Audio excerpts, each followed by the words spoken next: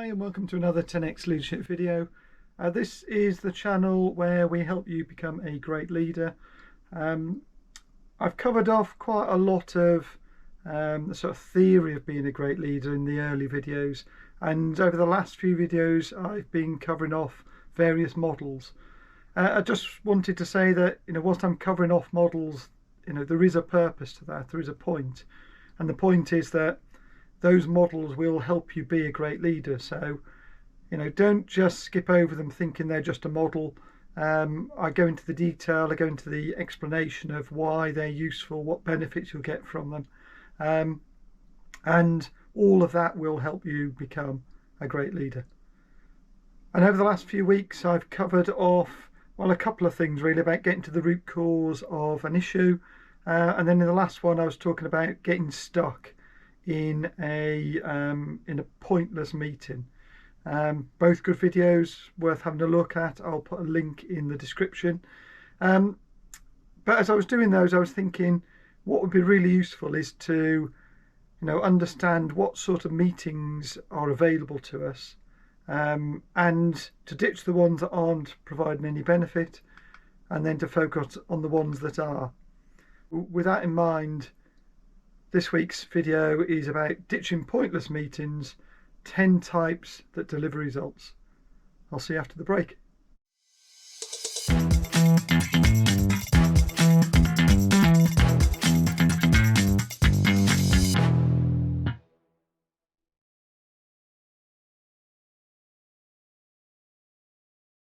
So just to start with, I thought it'd be useful to, just think about how much time we should be spending in meetings. I don't know about you, but a lot of my diary, seems to be meetings. And as leaders, we do spend a bit more time in meetings than the general workforce. But actually, there's still a sensible limit, and let's have a look at that now. So I looked at two studies. The first was a Harvard Business Review, and that suggests that most of the workforce should spend no more than 15% of their time in meetings. And the reason for that is that if people spend more than 15% of their time in meetings, they haven't got any time to do anything. So you talk about a load of things, you get a load of actions, and then you're back in another meeting, and none of the actual work gets done.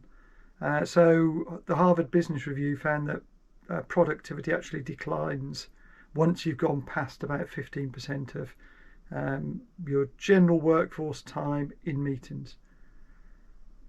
On the other hand, though, as leaders, as I say, we tend to spend more time in meetings, but again, that's only about 25% according to the Harvard Business Review. So I don't know about you, but I think I spend more than 25% of my time in meetings, in which case, when I go back in next week, I'll be having a look at what can I do about that? Can I streamline some of the meetings I've got? Can I use some of the approaches I'm going to discuss in here to get rid of some of the meetings, and at least review the meetings I've got to see whether they're adding any value or not.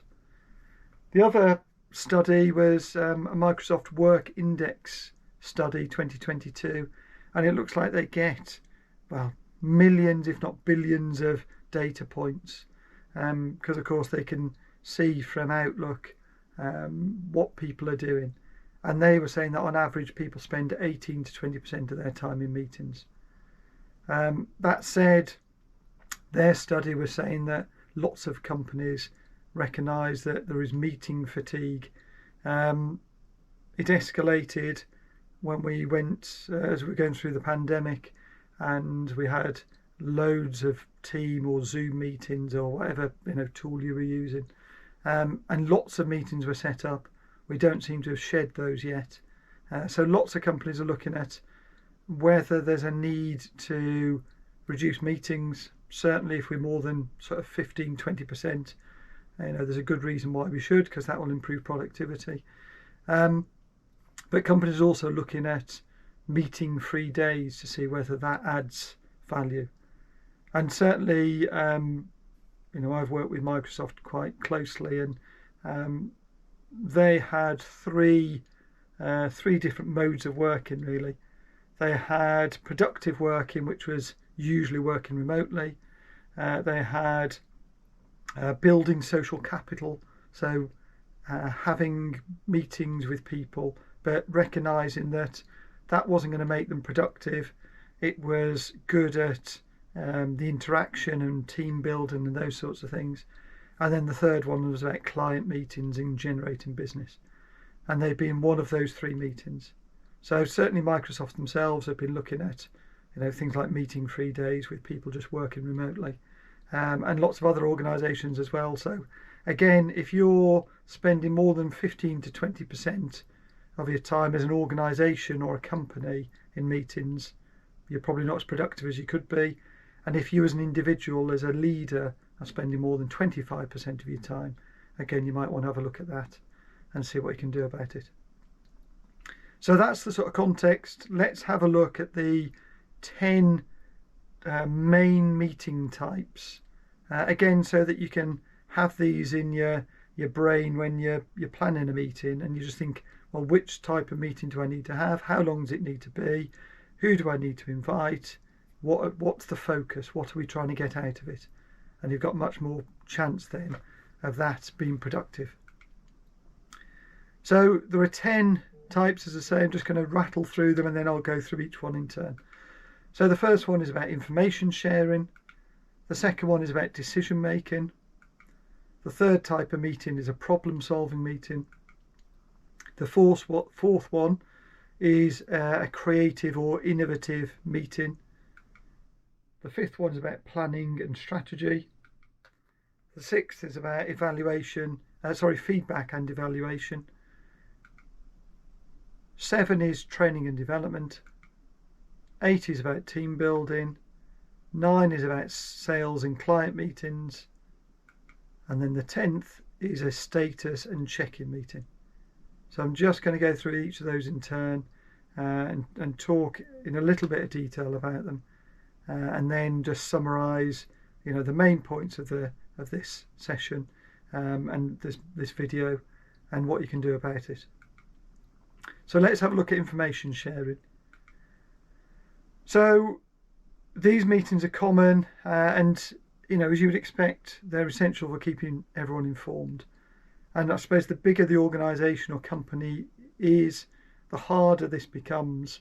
If you're working in a group of 5 people and that is the company, well, it's much easier to keep in touch with everyone and have a conversation.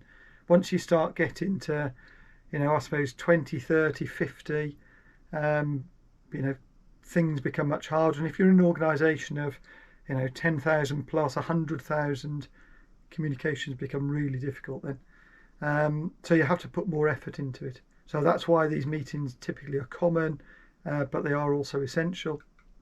So in terms of ideal length, these should be ideally between 30 and 60 minutes.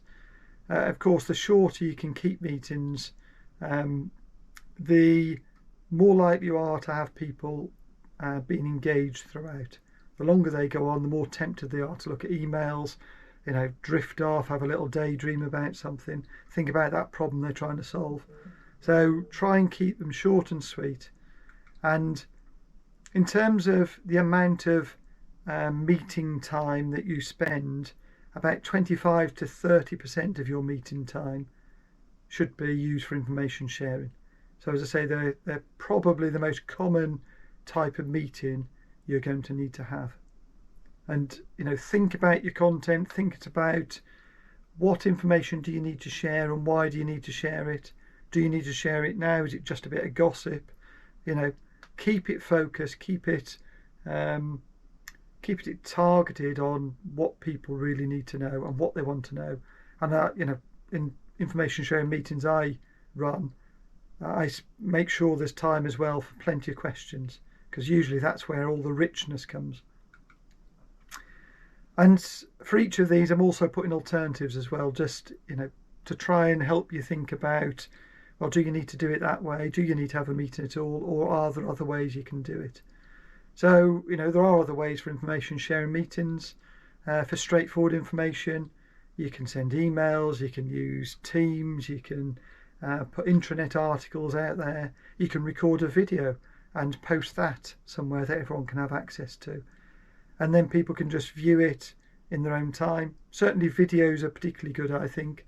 Lots of videos that my company use, people record a video, and then when I'm watching it, I'm usually I am focusing on it, but I'm often doing something else as well, something that's not particularly taxing, and I've got it playing on 1.5 or 2 speed, so you go through it much quicker and you still get all the content, but you don't have to, it doesn't take as long to go through it. And the other thing about videos is people can refer back to them, as well as written articles. They can refer back to them and check up things that you've said, just to make sure they understand. So that's number one, the most common one, 25-30% of your time, 30 to 60 minutes. Number two, that's decision-making meetings. So these meetings require some extra discussion and consensus building, so usually they're a bit longer. But quite often when there are decisions to be made, people, glue about 20 or 30 decisions together, and that just makes it really difficult. It's really difficult for people to concentrate and not just go with what everyone else is saying by the end of the meeting. I can't really be bothered anymore to think about this one. Oh, we'll just let that one go. If the decision is important enough to have a meeting about it, make sure that you've got some focused time to spend on it. So these meetings tend to be 60 to 90 minutes because you need some time to get into the depth of, what the I suppose the topic is and what you're trying to solve, and therefore what decision you need to make. And you might need to go backwards and forwards a few times about, might be different views in the room about what the answer is. So you need time to discuss that. And in terms of overall meeting time, of that 15 to 20% or 25% if you're a leader, about 10 to 15% of that is spent on decision meetings. And of course the alternative to that is that you could, depending on the complexity of the decision, you could use things like voting. So you could share information, again, intranet, team sites, other collaboration tools, and that allows people to do that, to vote and give their views asynchronously. So you don't all have to be in the room at the same time. That means that if people are already busy doing a load of other things, they can just consider it when it's a good time for them to consider it. And if you do that, of course, that saves meeting time, or at least it could significantly reduce the amount of time you spend in the meeting. So you could gather all that information, you could still get together if you need to and still make a final decision, but at least you've got people's views ahead of time. I suppose the other thing to say about that is we're all different, we all take in information differently. If you work with lots of introverts, and there's lots of us about, we often like to reflect on things. So having time to reflect rather than it just a topic being thrown at you and then having to think on the hoof, that will work much better for introverts and other people with who aren't neurotypical.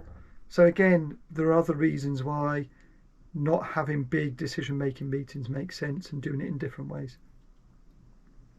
The third one, as I say, was problem solving. So this is linked to the previous one.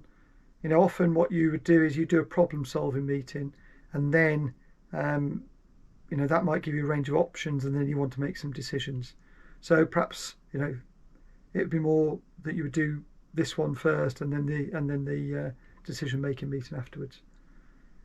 And again though, because these are problem solving meetings, you need to get, as I said in the last video, you need to try and get to the root cause of the problem, and that might take some time. So these can be quite lengthy as well, and that depends on the complexity of the problem. But it's easy to overanalyze, which again, referring back to the previous video, getting to the root cause is really, really important. And there are techniques in that previous video that will help you with that.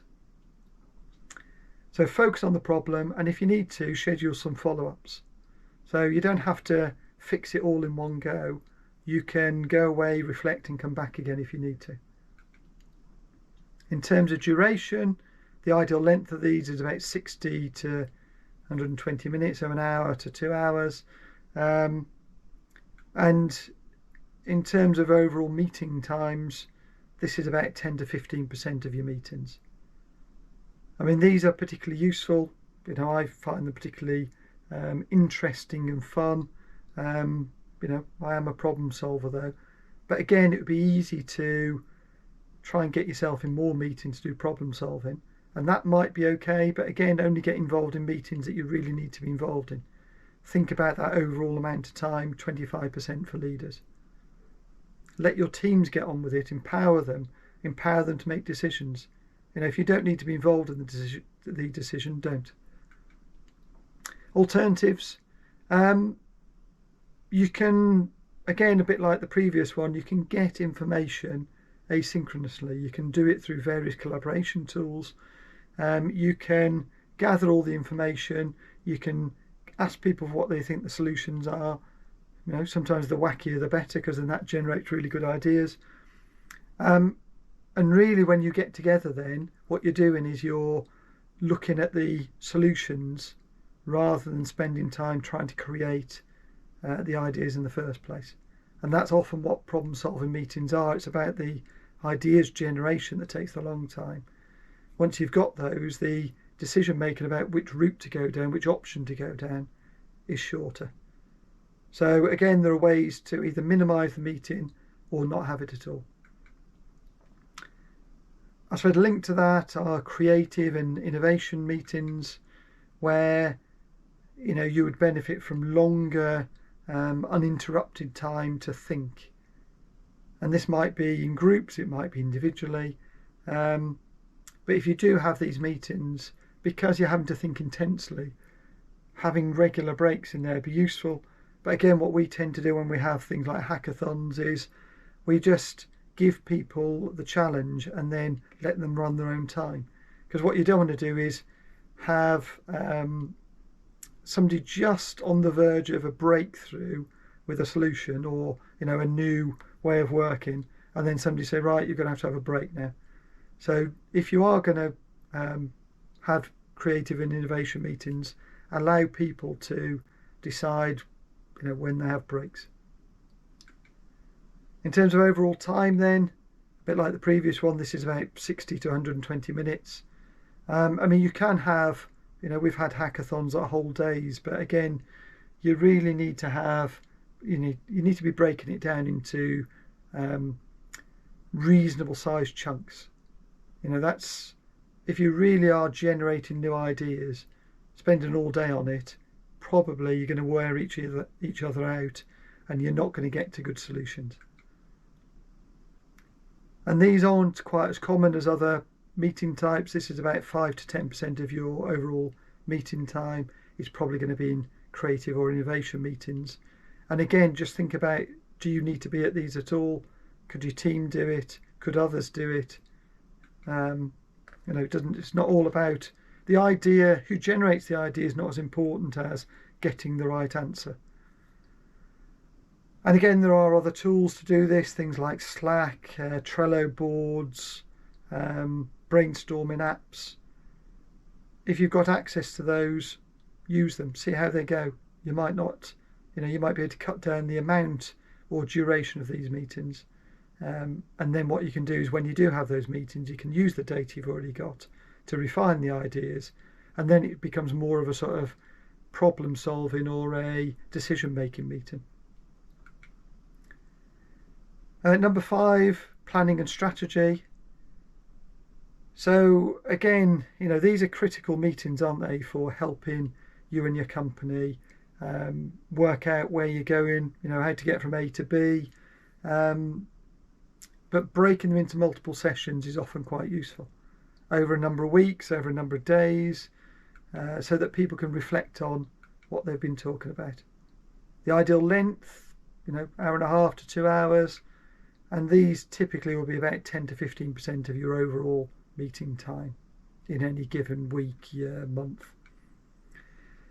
And again, there are alternatives to this, so project management software, Asana, Monday.com, things that help you do the planning, and the technology can help you do some of the planning as well. And again, if that takes out some of the preparatory work, what that means is when you come to do the plan and strategy, the meetings themselves are much shorter and you can get much more clarity about your way forward. And your primary task in that case would be to finalise and align your plans. Number 6 is about feedback and evaluation. So, I mean, really, for me, there are 2 types. One is about individual and personal feedback, and the other, I suppose, is about feedback you get as a team or as a company, and evaluating that feedback as well. So these should be concise and focused, with specific feedback and action points, and frequent shorter feedback sessions can be more effective than long infrequent ones. I suppose, having said that, it depends. If it's about individual feedback, so one-to-one feedback, what does the individual want? Again, if they're more introverted, they might want more of an in-depth conversation, because introverts tend to like more in-depth conversations. They like to get to the root cause of things and really understand. So again, base it on your individual. Typically then, because we're recommending short, sharp discussions, 30 to 60 minutes, and it's about 5 to 10% of your overall meeting time in any given year. And you'll know this by now, I'm sure, but there's a really good video about SBI about providing constructive feedback. So if you haven't seen that, again, I'll put a link to it. Go off and have a look at that, and that will really help your feedback and evaluation sessions work and be really productive. And the other thing that you can do, again, depends on the individual. Some of us like to have something that we can reflect on. So giving written feedback first can give that individual time to reflect. And there are tools like 15.5 or feedback apps that integrate into Slack that can facilitate that process. So training development, I mean, in my head, I wasn't really thinking of this as a meeting, because when you're in training, especially in classroom-based training, which is what this one is, you are actually in a meeting, aren't you? But it's a specific type. But again, having that in our heads that these are meeting types in their own right is probably a good thing. And of course, depend on the complexity of the training. Again, these might be short, they might be long, and the more you can engage your audience, the more successful they're likely to be, and also that helps maintain attention. And you definitely need lots of breaks if you're doing half day or whole week training and development courses. So the advice here is sort of 60 to 180 minutes with plenty of breaks, and overall this is about 5 to 10% of a given person's time for these types of meetings. And of course there are alternatives. There's e-learning, there's videos like this, there are various in-house learning management systems and course systems. And I suppose the benefit of that is people tend to learn differently, or have preferences, actually is probably a better way of describing it, for their types of learning. And some people like videos because again they can go back and watch them.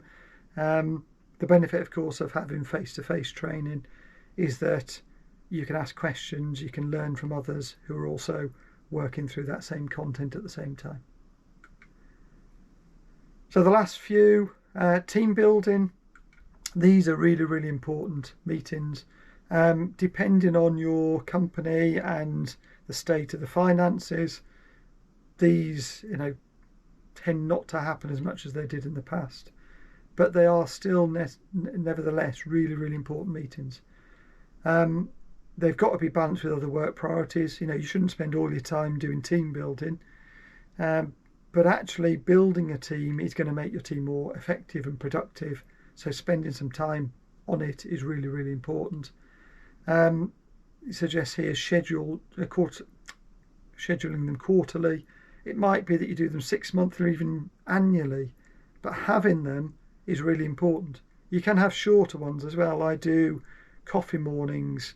I think I do fortnightly coffee mornings, where that serves a couple of purposes. It gets people together. It gives us some team building opportunity. We don't have an agenda. We just talk about whatever anyone's interested in. But I suppose the other thing it does is, as a leader, it makes me visible and accessible to everyone. So there are ways of combining things. Ideal length, sort of 60 to 120 minutes. If that was a coffee morning, that'd be quite a long coffee morning. You know, my coffee mornings end up being about 30 minutes or so. But if you're going to do a team building activity where you're going to, you know, understand what makes people tick, you're going to work through priorities as a team, you're going to do perhaps some psychometric work that I did in some of the first videos. You know, 60, 120 minutes is probably about right. And overall, this is only about 5 to 10% of your total meeting time. And there are alternatives. You know, you can have, I put there, low pressure social events, because you want people to feel like they can attend if they wish. And you want it to be fun, you want it to be informal, you want people to be relaxed, because that's how they can build the relationships. And often doing that off-site can help. But again, just think about the diversity of your team, think about the locations you might go to and the sorts of things that you do, just so everyone can feel like they're included in that activity. Number 9 is sales and client meetings. So again, of course, these are really important, especially if you're in that sort of space where you're generating business, or even just keeping that relationship going with a stakeholder or a customer or a client. And of course, this depends on the need of the client and the purpose. If they're just catch-ups, they can be quite short. If it's about, you know, supporting the customer or answering their questions or helping them with software or something else, that might take much longer. And if it's about sales, again, you know, it might take as long as it takes. So typically these meetings are sort of 30 to 90 minutes. You don't want to bore the customer. You don't want them to be too frequent either, so that they just think, oh no, you know, here they come again. You know, we didn't have anything to say last time. We've got nothing to say this time. So keep them focused. Make sure they have a purpose. And overall, this is about 10 to 15% of a typical person's time. Of course, if you're in sales, this is probably going to be all of your time. And if you're not in sales or you're not dealing with clients directly, you might not do any of this at all. In terms of time, overall, alternatives, there are other ways of doing it. You can communicate with, you know, your customer and your clients in a variety of ways. Just a brief email, just a phone check-in, you know, voice notes, a whole load of different ways. And again, it depends what the customer likes, what they're interested in. And some of them would like more scheduled meetings. Some of them are quite happy for you to drop in on them or have a quick conversation, just ring them up out of the blue. And finally, number 10 is about status and check-in meetings. So, you know, for me, this is about short and frequent conversations. And I've described these as well as daily stand-ups or, you know, weekly check-ins. So this is about keeping it brief, keeping it to the point, maximise efficiency. And if you're doing agile development or agile project management, then you might be having daily stand-ups anyway. And a daily stand-up is, you know, usually about 10 minutes. Because what you're talking about is the things that you've got to do today and the things that are the blockers. And then you can repeat that the following day about, well, how did you get on? What are today's activities and what are the blockers? And you just keep the focus then on today. These then tend to be 15 to 30 minutes, might be even shorter than that, and might account for 20 to 25% of your time. So in my organisation, I have fairly regular meetings with my direct reports, and yeah, I suppose 30 minutes is about right. We often have, we've got a lot of projects on the go, so we're just having a quick catch up. We're talking about other things that are on the horizon, but we are keeping it focused on how we're getting on with delivering certain activities. The alternatives, you can utilise project management tools, Jira, Trello, Monday.com, a whole load of other things, and people can update those asynchronously again. And that might mean that your daily stand-ups can be replaced, or you can do them much more quickly, and that might reduce the need. I have to say that for me, quick status catch-ups and meetings are really, really useful, just so I know what's going on, and I can help critically and help unblock things where the team's having problems. So last slide then. In conclusion, the point of this meeting really is just to reinforce that your time and your team's time is precious, so you have to use it wisely. And as I said right at the start, the recommendation is about 15% of your team's time, and about 25% of your time should be spent in meetings. That gives you, at least 75% of your time and your team's time to get on and actually deliver the things you're there to deliver. The meetings themselves are just a tool to enable that to happen. The last couple of points, so be selective about what meetings you create and who you invite. Quite often, we invite everyone and we expect them to be there for the whole meeting. Why do that? If you send an agenda out and it's clear what type of meeting it is, then allow people to come in and go out as they need to, and attend if they need to. And then also think about the duration and the purpose of that meeting. And as I say, make it clear right at the start what the meeting's there for. And usually at the start of every meeting, I will say, okay, so let's just be clear. What's the purpose of today's meeting? What is it we want to get out of it?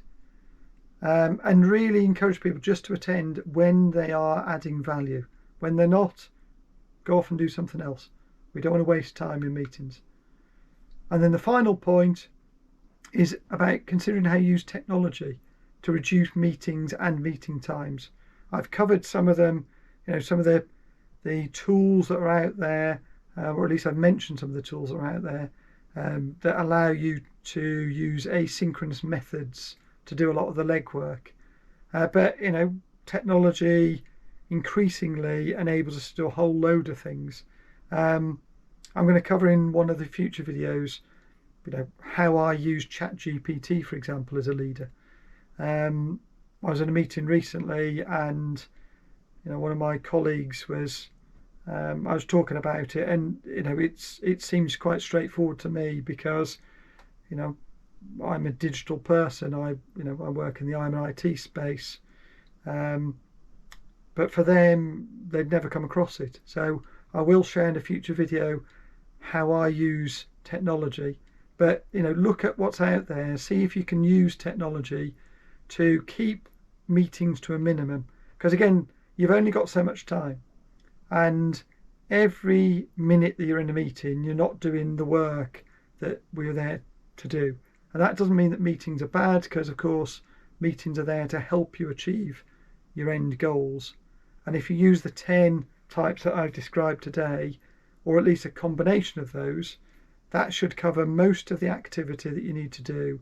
And if you're doing any other types of meeting, or you're sitting in meetings and you're thinking this absolutely has no purpose, then do what I suggested in the previous video, which is walk away, run away in fact, and go and spend your time much more productively. I hope that's useful. Slightly longer video this week.